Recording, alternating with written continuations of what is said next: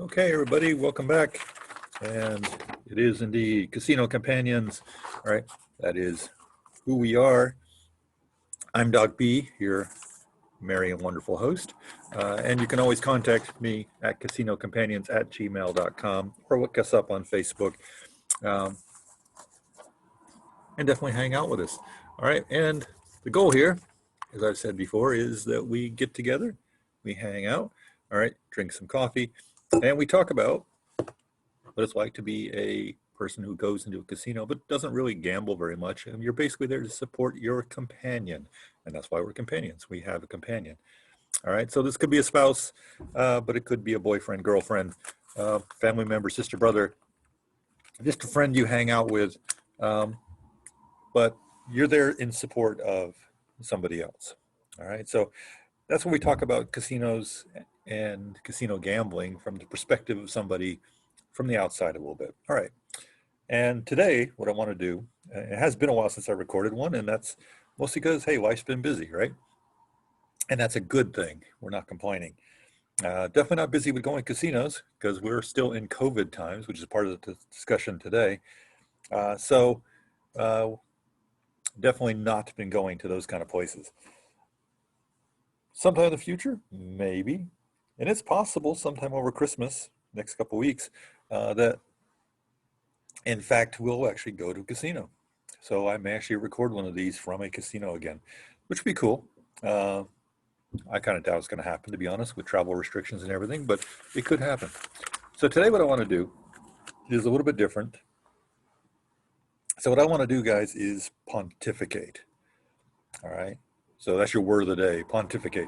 I didn't make a card for it though, but pontificate, which basically just means that I get to blabber on my opinion about things. All right. Um, which is fine. Uh, we're always allowed to have opinions. Now, I'll lead off with my usual warning that I am not your fiduciary. Look up that word, guys, or look back to one of our first episodes. So what that means is I do not know your financial situation. I don't know your family's financial situation. Uh, and I'm definitely not certified by any financial planner anywhere in the world. So I really am not qualified to make a judgment about what is best for you in terms of money. All right. So everything I'm saying, guys, is for your own personal entertainment. And I am definitely not asking you to invest in anything that would make me any money. So I have zero interest interest in what's going on, except just to talk about what's going on as far as I'm concerned. All right. So take it as you will, and so forth. So what I want to talk about today is two things then. All right. And so the first one I'll pick up from my last episode, and then I'm going to kind of go off on a little rant about investing in casino type stocks in the times of COVID. All right. So let's lead off though with last time. And last time I kind of run through and talked about, as a companion, what really should be one of your responsibilities about going to a casino, in particular, going on a trip to a casino destination. All right. So you may be, mom bringing kids along in support of a husband you're going to be spending a couple days at a casino destination, for example, or maybe not. But you're doing this and in support of somebody else. Gambling is not going to be your primary interest. Okay. So we went through and we talked about that. And sort of the overall kind of grand summary of what we said was that part of your responsibility, part of what you should be doing is doing some research, being prepared. So when you show up at this place, you're not clueless. Um, and that makes you a better support person, right? That you can actually offer an opinion on where to eat or what to do, um, aside from the gambling, all right? So you actually are useful, all right? And as far as I'm concerned, that's just critical advice. Being prepared, and yes, I spent time in the Boy Scouts, so the motto really does work: be prepared. And if you're prepared, it tends to make a trip way more comfortable for you and for everybody else involved, including your companion. That you're not just sitting around there getting grumpy because you don't know what's going on, and they're not getting grumpy because you're being a useless piece of baggage. So there you go. What I want to talk about today, though, guys, is that it's possible to fail. All right. Even with the best of intentions, it's possible to fail. All right. So I'm going to talk about an example where I did fail. All right. Just to lay it out there that I've screwed up in the past, um, more than once. And what do you do, and how do you get around these problems? And just to present myself as not being somebody who can just pontificate and say that I'm always right, because I am not. All right. So let's weed in right away. So the example we're going to talk about then is um, my family. All right. So me and the spouse making a trip to Vegas during Christmas time, which is a great time to go to Vegas, by the way, if you're into that kind of thing, because it's relatively quiet. So you don't fight giant crowds. So you can usually get good discounts and so forth. So it's a good time to go economically, and so forth. All right. So off to Vegas we go. Cool. Uh, and I've done what I tell you to do. Be prepared. All right. So researched options on restaurants, options on entertainment things, options on all kinds of things. And I had several pages of stuff written down, stuff on the phone, links saved. I mean, the usual amount of research done. All right. So it's exactly what I encourage you to do. All right. Now, how'd this go wrong? Well, what went wrong is that, okay, here we go. We're on Christmas. All right. Christmas Day, in fact. All right. And there we are. We were actually staying at Mid Strip. Those of you in Vegas people have a clue where that is. So we're at Mid Strip, and I had actually done all my research, and I kind of researched through and figured out our main meal of the day. All right. So we were actually going to go and do the buffet at Caesars. And you can look it up, guys. It's a actually very well-known buffet in Vegas. Not right now, of course, because COVID, but it's one of the better-known buffets. Very fancy, snancy. Um, it's a place. It's a giant experience type thing. All right. So that was really our plan, was to do that. And I researched all the options, and I knew it was going to be expensive and so forth. I even had a coupon for it, but it was still going to be very expensive. Um, but it's one of those things worth doing at least once, right? Okay, fine. So we get to Christmas Day, and we head over to that area. So there we over in Caesars, uh, and you get one of those days that happens quite often in the life of gamblers, right? And that is a day where there's money being lost. All right, people aren't winning. All right, and it happens. So what often happens with gamblers when they're losing is you get grumpy, you know? So there we are, the group playing along, getting grumpy, and I'm thinking, it's getting toward time. We start thinking about going off to this dinner, and it's a buffet in Vegas. You don't make reservations for it, or at least you couldn't. So we knew roughly the time we wanted to go. All right. So they're getting grumpy, getting tired of losing money. So I say, okay, I'll go over to the buffet and I'll check on it, and just to make sure, correct, because I'm not doing anything else. So I'll make the go over. So number one, you have to find it. Caesars in Vegas is a gigantic place. So it actually took me quite a while to find the place.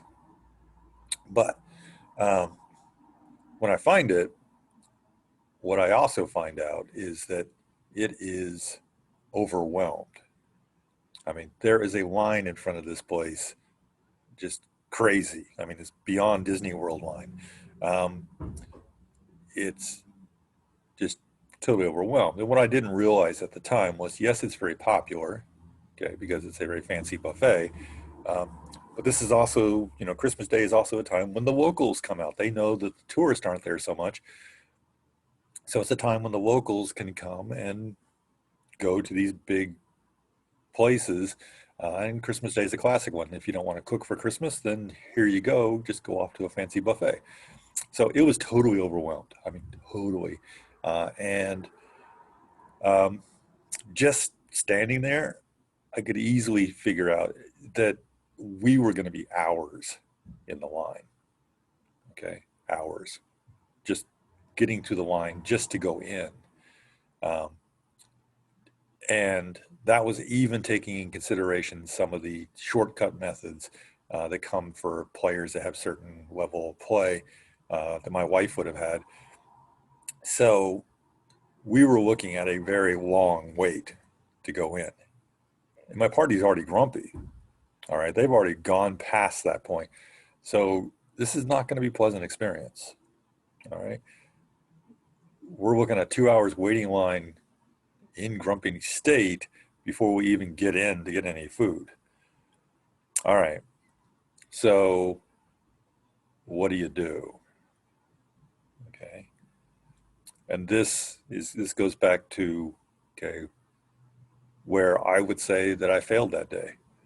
All right. That I had done my research, I'd made a plan, and I knew, you know, and I'd even thought to scope things out in advance, you know, which is pretty cool. Did all that, but I hadn't made a backup plan. All right, because I just assumed it'd be fine. Horrible assumption, guys. Don't do that. All right. So where I'm going with this is, okay, as a companion, I should have thought up and made some sort of backup plan, right? And I didn't. All right. So then what happens? Well, you could just get into a grumpy state yourself, and I was getting grumpy, right, because things are falling apart. Um, so you can just get grumpy yourself and then get into a whiny argument, and that you just turned something which was already a bad state into an even worse state. So no, at that point, as a companion, what do you do? And the answer is you're going to have to scramble. All right. Um, so what I would do, what I did, was to immediately start to research. Now, this was a number of years ago where it was more difficult to do things on the phone. Right. Nowadays, it is easier, okay, to research on the phone. Um, but even taking phone in consideration, there are a couple of problems. All right. So here we go. You're in Caesars. Caesars is a giant, giant place. It itself has probably dozens of restaurants, okay, of various kinds, everything from food court all the way up to high dining, high level dining, expensive stuff. So it's got all these options. Okay, and that's like, all right, well, that's bad, but it's only a dozen or so. You can research that, right? Except you're in the middle of the strip. So you actually have, just within very easy walking distance, um, about 5 other casinos. All right. Each of which has their own pack of restaurants.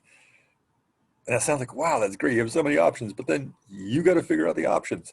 So you're sitting there on a phone, struggling to research all the options at each possible place. Then you add the complexity of this happens to be a major holiday. All right. Which means even if you find a place which is interesting, number one, is it even open? Some places don't open for Christmas, right? Because they figure that not that many people are coming out for their kind of thing. So not everywhere is open.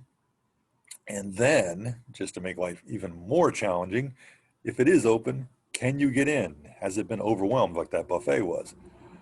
So that's a challenge.